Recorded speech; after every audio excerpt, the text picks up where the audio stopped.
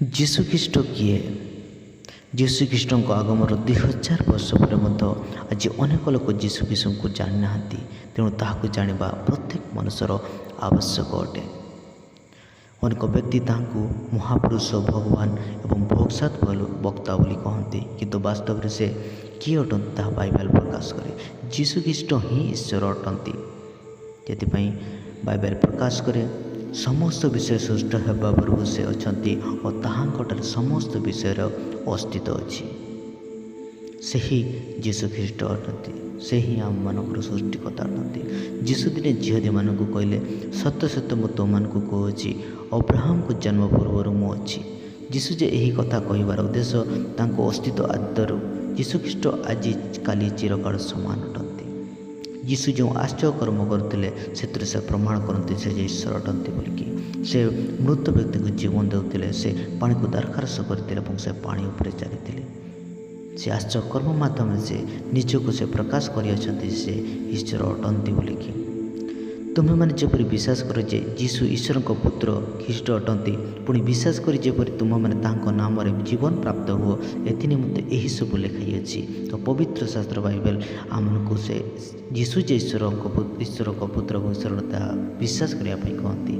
ଯୀଶୁ ପାପ କ୍ଷମା ମଧ୍ୟ କରନ୍ତି।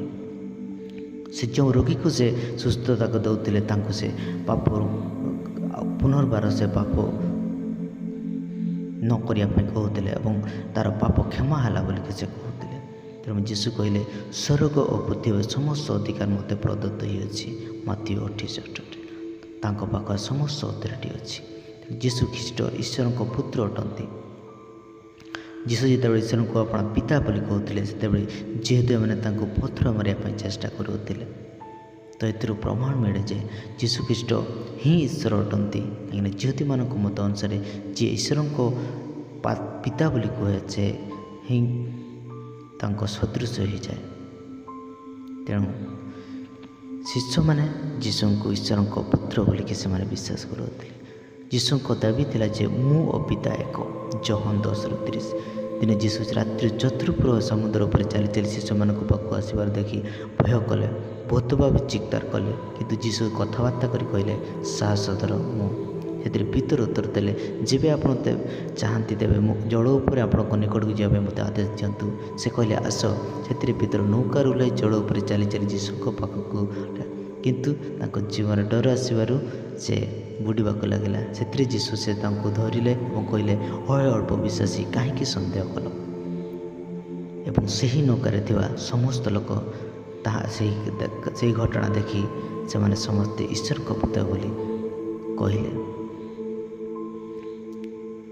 ସେଥିପାଇଁ ପ୍ରଭୁ ଯୀଶୁ ହିଁ ଈଶ୍ୱର ଅଟନ୍ତି। ତାଙ୍କ ଆଶ୍ଚର୍ଯ୍ୟକର୍ମ ମାଧ୍ୟମରେ ସେ ପ୍ରମାଣ ମିଳେ। ଏବଂ ପିଲାତ ଜିହୁଦୀମାନଙ୍କୁ ନିକଟ ଯାଇ କହିଲେ, ଆମ୍ଭେ ଏହାଠାରେ କୌଣସି ଦୋଷ ପାଉନା।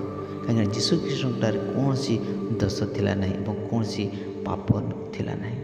ଯୀଶୁଖ୍ରୀଷ୍ଟ ହିଁ ଜଗତର ଉଦ୍ଧାରକର୍ତ୍ତା ଅଟନ୍ତି। ସେଥିପାଇଁ ଜହନ 3:16 ଲେଖାଯାଏ, କାରଣ ଈଶ୍ୱର ଜଗତକୁ ଏରେ ପ୍ରେମ କଲେ ଯେ ସେ ଆପଣ ଅଦ୍ୱିତୀୟ ପୁତ୍ରଙ୍କୁ ଦାନ କଲେ, ଯେପରି ଯେ କେହି ତାଙ୍କଠାରେ ବିଶ୍ୱାସ କରେ ସେ ବିନଷ୍ଟ ନେଇ ଅନନ୍ତ ଜୀବନ ଲାଭ କରେ।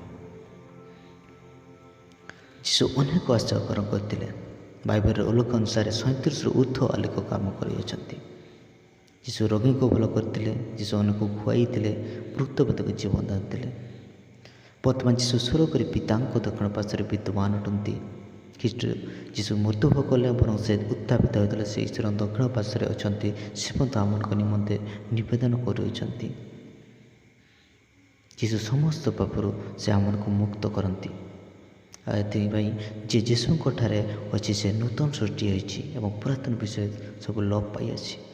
ଯୀଶୁ ଭବିଷ୍ୟତବାଣୀକୁ ପୂରଣ କରିଥିଲେ। ମୋଶାଙ୍କ ବ୍ୟବସ୍ଥା ଉପାଦାନକୁ ଗୀତ ସହିତ ଧର୍ମଶାସ୍ତ୍ରରେ ମୋ ବିଷୟରେ ଯାହା ଯାହା ଲେଖାଯାଇଛି ସେହିସବୁ ମୁଁ ପୂର୍ବରୁ କହିଛି, ତାହା ସମ୍ପୂର୍ଣ୍ଣ ହେବା ଆବଶ୍ୟକ ଥିଲା। ଯୀଶୁ ପରିତ୍ରାଣ କାର୍ଯ୍ୟକୁ ସମ୍ପୂର୍ଣ୍ଣ କଲେ ଏବଂ ସେ କ୍ରୁଶରେ ଥିବାବେଳେ ସେ କହିଲେ, ସମାପ୍ତ ହେଲା। ଯୀଶୁ ପୁନର୍ବାର ଆସିବେ, ସମସ୍ତ ମାନବ ଜାତିକୁ ସେ ବିଚାର କରିବେ ଏବଂ ସେ ସମସ୍ତଙ୍କ ନିମନ୍ତେ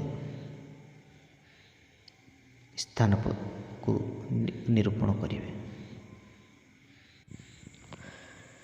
ଯୀଶୁଖ୍ରୀଷ୍ଟ କିଏ? ଯୀଶୁଖ୍ରୀଷ୍ଟଙ୍କ ଆଗମର 2000 ବର୍ଷ ପରେ ମଧ୍ୟ ଆଜି ଅନେକ ଲୋକ ଯୀଶୁଖ୍ରୀଷ୍ଟଙ୍କୁ ଜାଣିନାହାନ୍ତି। ତେଣୁ ତାହାକୁ ଜାଣିବା ପ୍ରତ୍ୟେକ ମନୁଷ୍ୟର ଆବଶ୍ୟକ ଅଟେ। ଅନେକ ବ୍ୟକ୍ତି ତାହାଙ୍କୁ ମହାପୁରୁଷ, ଭଗବାନ ଏବଂ ଭୋକ୍ସାତ ବକ୍ତା ବୋଲି କହନ୍ତି, କିନ୍ତୁ ବାସ୍ତବରେ ସେ କିଏ ଅଟନ୍ତି ତାହା ବାଇବେଲ ପ୍ରକାଶ କରେ। ଯୀଶୁଖ୍ରୀଷ୍ଟ ହିଁ ଈଶ୍ୱର ଅଟନ୍ତି। ସେଥିପାଇଁ ବାଇବେଲ ପ୍ରକାଶ କରେ ସମସ୍ତ ବିଷୟ ସୃଷ୍ଟ ହେବା ପୂର୍ବରୁ ସେ ଅଛନ୍ତି ଓ ତାହାଙ୍କଠାରେ ସମସ୍ତ ବିଷୟର ଅସ୍ତିତ୍ୱ ଅଛି।